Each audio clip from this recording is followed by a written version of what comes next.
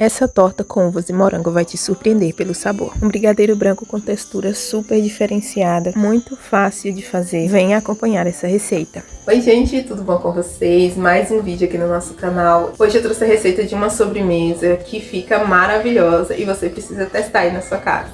Sabe aquela torta que dispensa comentários e só de ver você sabe que é gostosa? Então, para o nosso brigadeiro branco vamos precisar de uma caixinha de leite condensado e uma gema. Eu gosto de retirar a película da gema toda vez que eu vou fazer assim, porque dessa forma não fica com cheiro de ovo. A gema é um espessante, dessa forma a gente dispensa o uso de amido de milho. Eu também adiciono uma caixinha de creme de leite e também 150 ml de leite. Acabei me esquecendo de retirar o soro do creme de leite, por isso o meu brigadeiro ficou um pouco talhado, mas para mim isso não tem problema nenhum. Depois de levar ao fogo, a textura que eu preciso é essa. Um brigadeiro um pouco mais mole. Para a base da torta eu trituro aquelas bolachas maisena, um total de 300 gramas. Vou adicionando aos poucos a margarina derretida. Caso você prefira também pode ser manteiga. Chegará um ponto que precisará ser amassado com as mãos e a textura desejada é essa, semelhante a uma areia molhada. Quando você aperta na mão ela forma um montinho. Não pode ser muito seca esfarelando a margarina, que ela vai servir como cola. Para essa torta o ideal é você ter dessas formas que soltam o fundo, sabe? Forma de fundo falso. Porque só assim você vai conseguir desenformar a sua torta. Esse processo é bem simples, mas é bom que você faça primeiro pelas laterais da forma, colocando a massa e guiando com a colher e aos poucos ir apertando. Iniciando pela lateral você vai ter um pouco mais de controle. Essa camada de base de biscoito não deve ficar muito grossa, porque sério, ninguém merece comer uma torta cercada pela muralha de Jericó. Eu confesso que essa é a parte mais difícil dessa torta, mas é só ter um pouco de paciência e persistência que você consegue. Só depois das laterais prontas é que eu faço o fundo e fica assim. Eu costumo usar um copo para me ajudar a pressionar a massa. Para o recheio dessa torta eu irei usar as uvas verdes sem semente e morangos. Eu coloquei o brigadeiro branco no refrigerador por uns 20 minutos. Para as tortas tradicionais,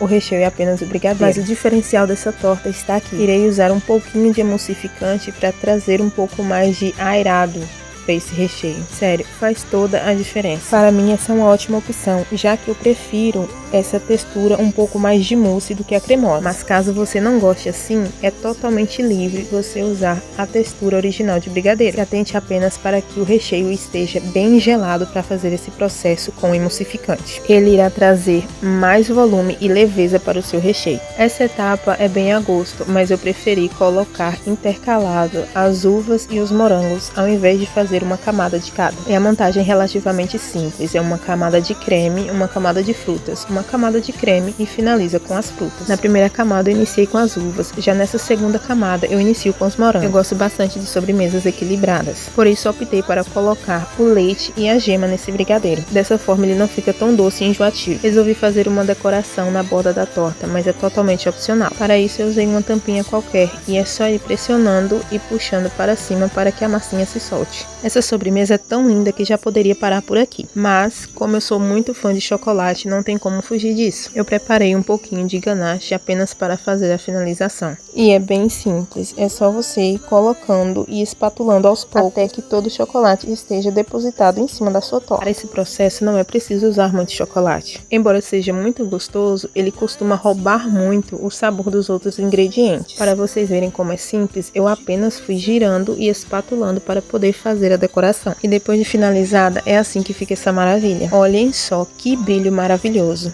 Dispensa comentários. Uma sobremesa que, além de bonita e rápida para ser preparada, não tem dificuldade em ser feita. E agora uma fatia para vocês verem.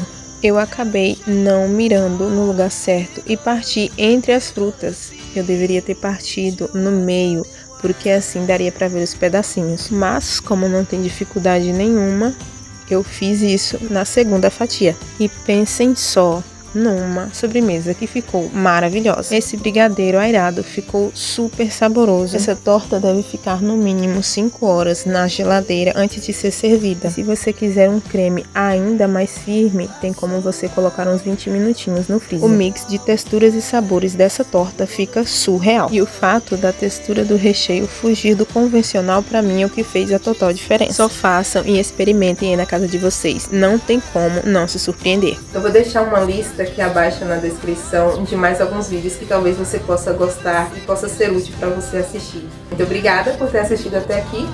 Beijinho, tchau!